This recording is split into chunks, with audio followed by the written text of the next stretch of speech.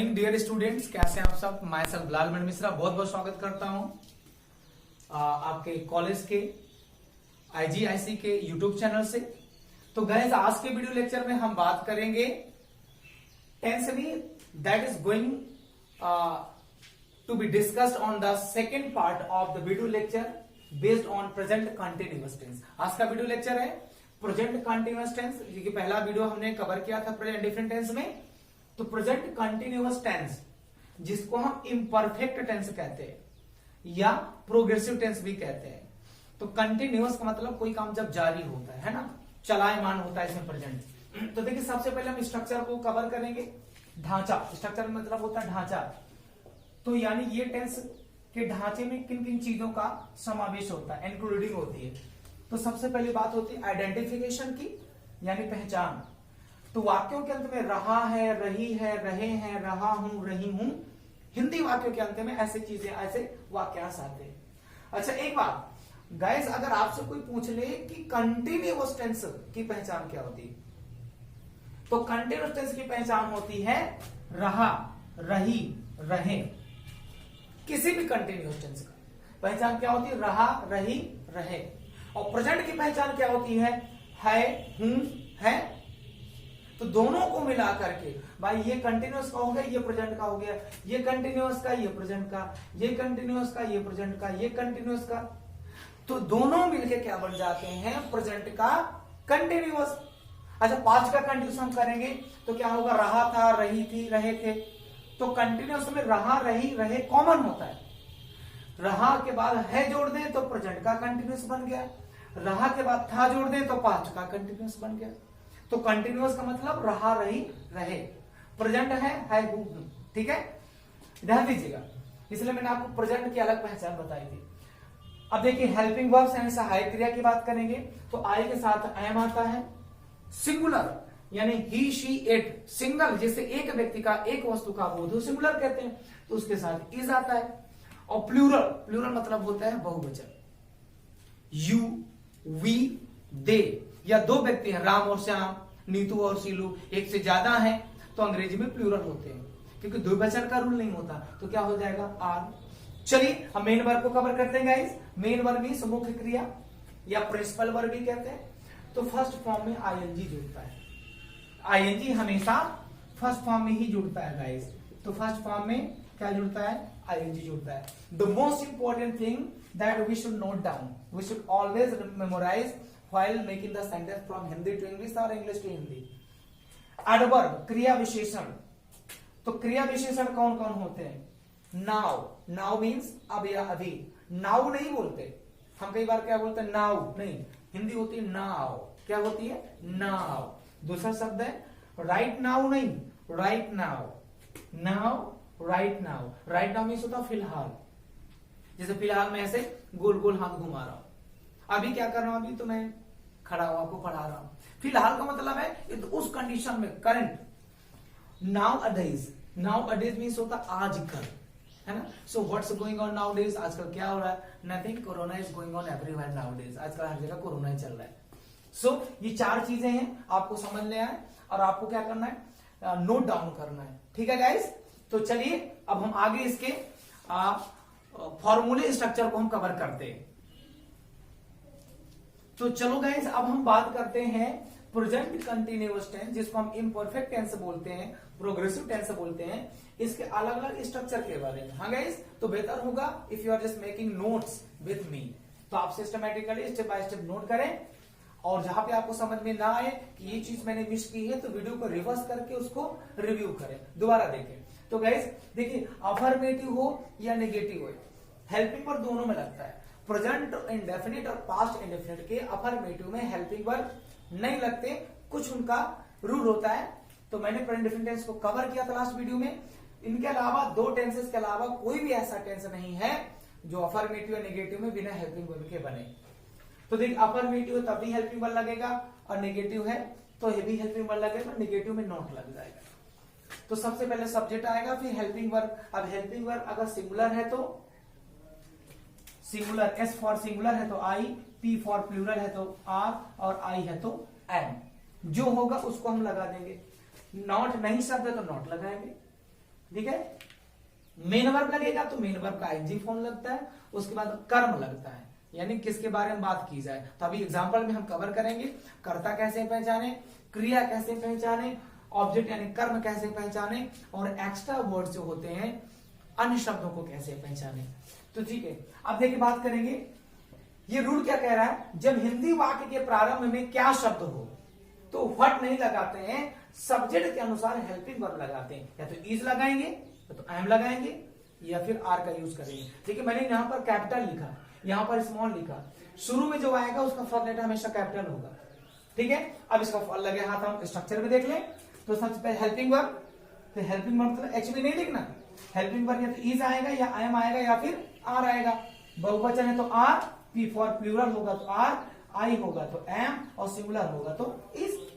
Subject के अनुसार ही helping verb आएगा, ध्यान दीजिए मैंने यहां पर बता दिया।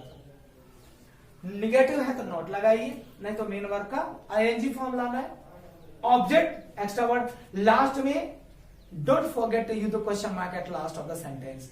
सेंटेंस के लास्ट में क्वेश्चन मार्क का यूज करना आपको बिल्कुल नहीं भूलना है। प्रश्न सेंटेंस है, प्रश्न पूछा जा रहा है तो प्रश्न का चिन्ह भी लगाना है। अब देखिए जब हिंदी वाक्य के बीच में कोई प्रश्नवाचक शब्द हो, जैसे क्या, कब, क्यों, कौन, कैसे, कितना, कौन सा इत्यादि, तो सबसे पहले उसी क्वेश्चन वर्ड को लाते हैं। यानी इसके फॉर्मूले में और इसके स्ट्रक्चर में दोनों में क्या अंतर है, helping verb is am are, helping verb is am are, बस शुरू में आपको एक शब्द ऐड कर देना है क्वेश्चन वर्ड, बाकी दोनों स्ट्रक्चर में कोई फर्क नहीं, आप देख सकते हैं।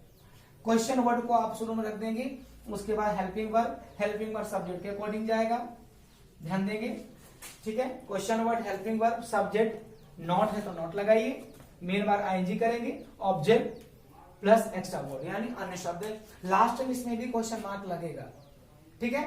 अब देखिए कौन एक बार आया तो सिंगुलर होगा, दो बार आया तो प्लूरल। एग्जांपल में हम इसको कवर करेंगे गाइस। तो गाइस ये कुछ एग्जांपल्स हैं जिनको हम इंग्लिश में सॉल्व करेंगे, हिंदी टू इंग्लिश में, ठीक है। तो देखिए प्रेजेंट कंटिन्यूअस टेंस में पहला एग्जांपल है, वह अभी मेरे साथ एक गीत गा रहा है। तो गीत गाने का काम कौन कर रहा है, वह, तो वह क्या हो गया, सब्जेक्ट। तो ये कर्ता हो गया, गा रहा है, जा रहा है, जा रहे हैं, बना रहे हैं, पीट रहा हूं, ये सब के सब क्या हो गई, मेन वर्ब। तो देखिए वह असर्टिव सेंटेंस है, ही गा रहा है, वह एक वचन है इसलिए हेल्पिंग वर्ब क्या आएगा, इज। गाना की मीनिंग होती है सिंग, अब हम इसमें क्या जोड़ेंगे, आईएनजी। तो ही इज सिंगिंग, क्या, वो सिंगिंग, वो गा तो रहा है लेकिन क्या, एक गीत, a song. He is singing a song, वो एक गीत गा रहा है, किसके साथ, ये एक्स्ट्रा वर्ड है गाइस, है ना, किसके साथ, विथ मी, ठीक है। तो ये बात समझ में आ गई। अच्छा दूसरा सेंटेंस क्या है, हम कार से फिलहाल कानपुर नहीं जा रहे हैं, ये नेगेटिव सेंटेंस है। तो क्या करेंगे, सॉरी अभी शब्द है, अभी को हमने नहीं किया, ही इज नाउ, नाउ को कहां करेंगे आप, हेल्पिंग वर्ब के बाद। देखिए नाउ लास्ट में भी लगता है और हेल्पिंग वर्ब के तुरंत बाद भी लगता है।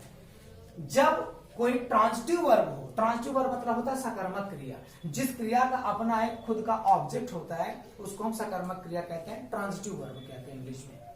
तो देखिए सिंग का ऑब्जेक्ट क्या है, हम वो गा तो रहा लेकिन क्या गा रहा है, एक गीत। तो यहां पर नाउ कब आ जाएगा, मेन वर्ब से पहले, हेल्पिंग वर्ब के बाद। अगर आने जाने की बात हो इन ट्रांजिटिव वर्ब के साथ तो हम कहां करेंगे, लास्ट में करेंगे। चलिए एडवर्ब की जब बात होगी तो कभी डिटेल में चर्चा होगी, अभी हम टेंस को फोकस करते हैं। हम कार से फिलहाल कानपुर जा रहे हैं, अब देखिए फिलहाल राइट नाउ, अब आना जाना, हंसना, बैठना, सोना, कूदना, खड़े होना, ये अकर्मक क्रिया होती, इसलिए अब एडवर्ब लास्ट में जाएगा। तो हम मतलब वी, प्रेजेंट कंटिन्यूअस है तो है मतलब आर, नेगेटिव है नॉट, जाना, गो में क्या जोड़ देंगे, आईएनजी, तो बन जाएगा गोइंग। अच्छा कहां जा रहे हैं, टू कानपुर, है ना, we are not going to Kanpur.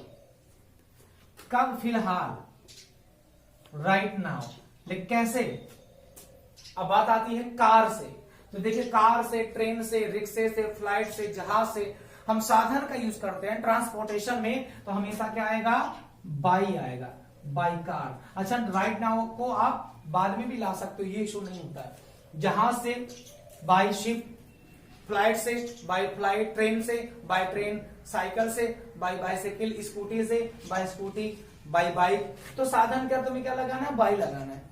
अब देखिए अगला सेंटेंस है, क्या आजकल आप खाना बना रहे हैं? तो शुरू में अगर क्या शब्द आ जाए तो हेल्पिंग वर्ब आएगा। आप मतलब तुम या आपके लिए अंग्रेजी में मीन होता है यू, तो हम यू को लाएंगे गाइस, लेकिन शुरू में क्या आने पर हेल्पिंग वर्ब आता है तो यू के साथ क्या आएगा? आर, पहला लेटर कैपिटल बनेगा। आर यू बना रहे, खाना बनाने के लिए एक मीनिंग होती है कुक, है ना, मेक नहीं करेंगे। अब कुक में क्या जोड़ेंगे? आईएनजी, तो कॉन्टिन्यूस हो जाएगा। आर यू कुकिंग, क्या बना रहे हैं? क्या? फूड, खाना। Are you cooking food?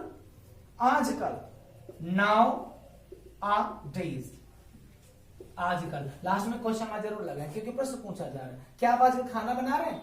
हाँ, क्या करें, लॉकडाउन चल, सब लोग घर बंद चले गए तो अकेले तहरी बनती। कुल मिला के प्रश्न पूछा जा रहा है।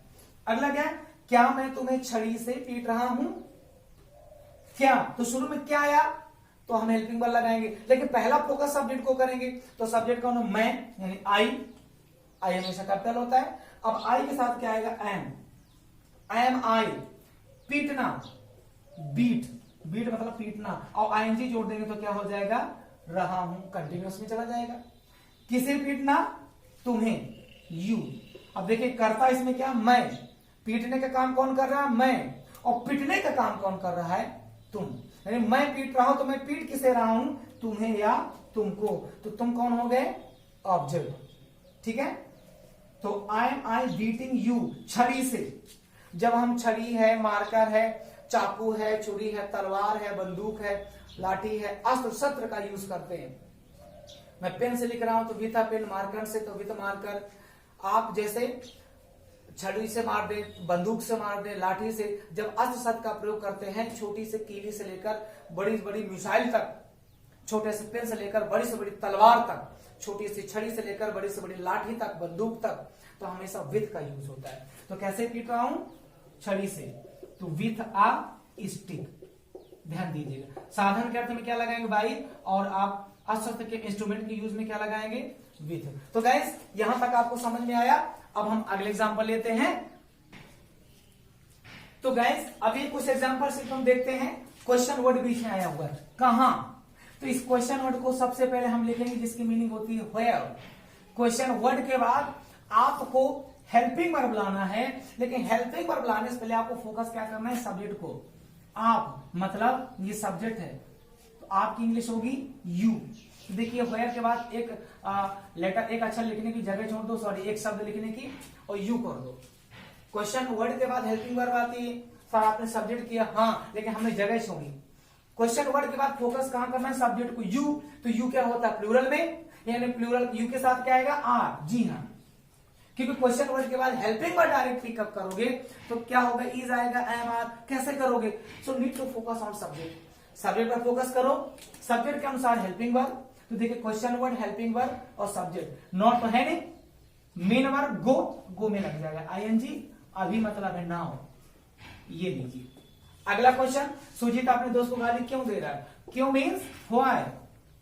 अब देखिए क्यों, अब क्वेश्चन वर्ड के बाद हम हेल्पिंग वर्ब लाएंगे, लेकिन helping verb is use according to subject. और सब्जेक्ट क्या है? सुजीत। तो सुजीत यहां पर क्या है? सिंगुलर है। तो सुजीत सिंगुलर है, तो सुजीत का हेल्पिंग वर्ब क्या आएगा? इज। अब इंट्रोगेटिव में सब्जेक्ट से पहले हेल्पिंग वर्ब आता है, अब क्वेश्चन वर्ड के बाद आता है, ध्यान देना है। अब क्या करेंगे? नॉट तो है नहीं, तो गाली देना, एब्यूज। अब क्या जोड़ देंगे? आईएनजी, तो क्या बन जाएगा? एब्यूजिंग। ई हट के आईएनजी हो जाता है। किसको गाली दे रहा है? अपने दोस्त को। तो देखिए सुजीत पुरुष है ना, तो किसी भी पुरुष के लिए उसका अपोजिशन क्या बनेगा? हिज बनेगा। तो why is Sujeet abusing his friend?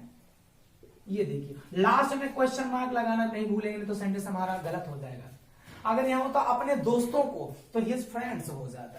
तो चलिए गाइस फटाफट अगला सेंटेंस देखते हैं। यहां भी शोर कौन कर रहा है? कौन एक बार आया है, then it will be treated as singular. कौन एक बार आया सिंगुलर होता है, तो सिंगुलर साथ आएगा is. Who is now making a noise. आपको लग रहा है नाउ मैं कहां करूं, तो आप लास्ट में कर दीजिए, वो इशू नहीं है। सब्जेक्ट हेल्पिंग वर्ब को फोकस करें। Who is now making a noise. इसी सेंटेंस को हमने 2 बार कौन यूज करके बनाया गया है। यहां अभी कौन कौन शोर कर रहे हैं, देखिए कौन कौन 2 बार आया तो प्लूरल हो गया। Who are now making a noise. ये ध्यान दीजिए, who are now making a noise. आप स्क्रीनशॉट ले सकते हैं, देख सकते हैं। अगर हम कहें कि अभी आप कौन सी पुस्तक पढ़ रहे हैं, which book are you reading now, है ना। तो ये सब चीजें व्हिच वाले हो गए, हाउ मच वाले, हाउ मेनी वाले। तो सेंटेंस सॉल्व करके लाएगा गाइस। तो फिर इस वीडियो लेक्चर में इतना ही। लाइक करिएगा, शेयर करना बिल्कुल मत भूलिएगा।